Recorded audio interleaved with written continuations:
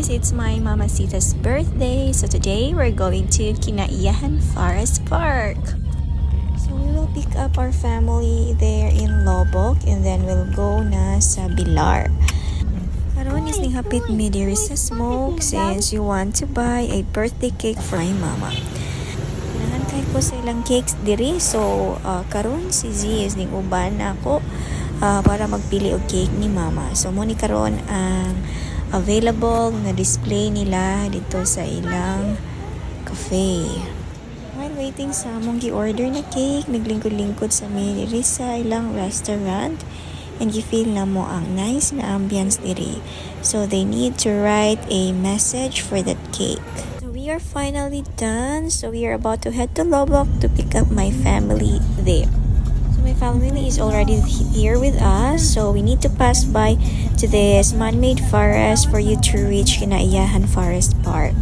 We are already here in our destination, so before they ko mianhi or before mi mianhi ani nga destination is you message na ko ang Facebook page to have our reservation.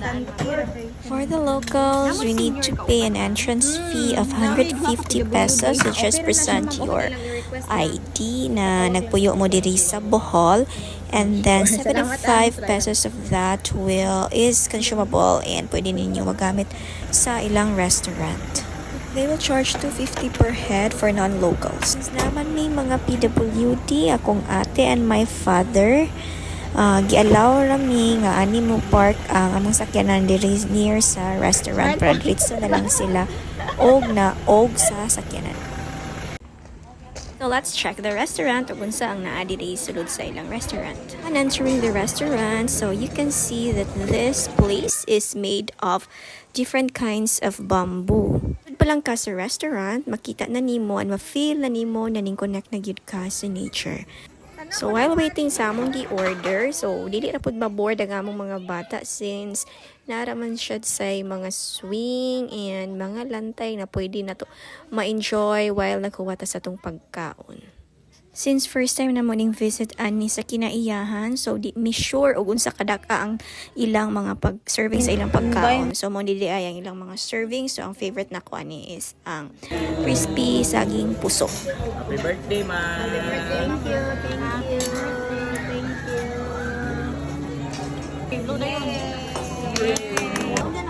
Igo gyud mi na human og kaon, so ning bundak gyud ang usog na uwan, which we really need this time since pila na kasimana nga sobra kainit ang Pilipinas, ang Bohol, so ning abot og 47 degrees Celsius. So thank you Lord for the rain. Dili pa man mi makalaag kay gauwan, so si Ate Alki nagdala sa iyahang business. So mo ni iyahang business, magama siya og bracelet, necklace na ibaligya, then nagama sila kauban with Z and B boys sa restaurant while waiting na mutuhak ang ulan. Grabe gyud kusog ang ulan, so taod-taod yun ning gahuwat diri sa sulod, hantod nga nagdugdug pag yun. So mga bata is nangakurat sa dugdug kay pertig yung kusuga. So timing kaayo sa pag-anhin na mo diri, heavy gyud kaayo ang uwan.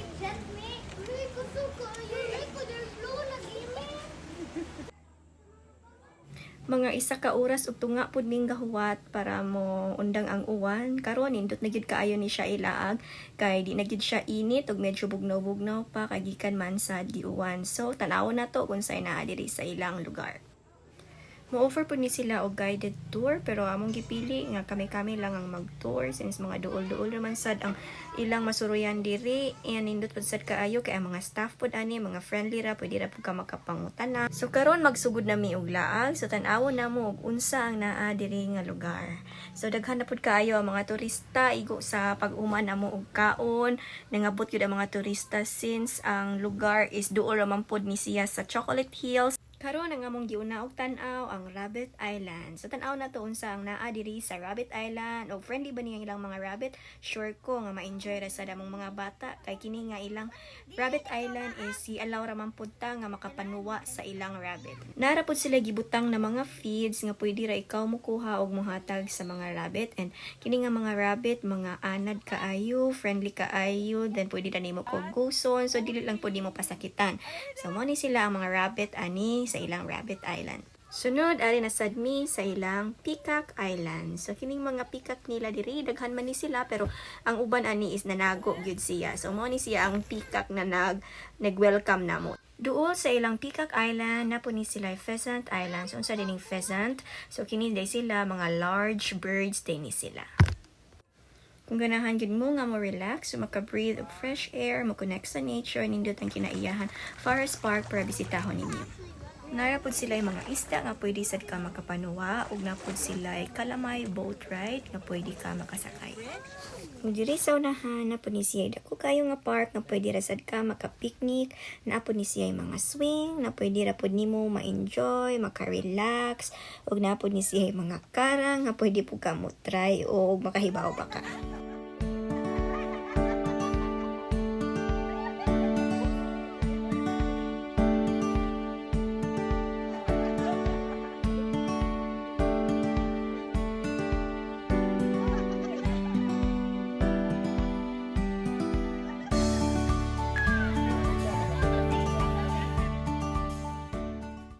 You can relax, you can take a lot of pictures, you can as well enjoy this bamboo walk. Kaya ang bamboo di kuno nag-release na yun ni siya og more oxygen and absorbs carbon dioxide. So mao na to agamo ang day in Kinaiyahan Forest Park. Thank you so much for watching. Bye-bye!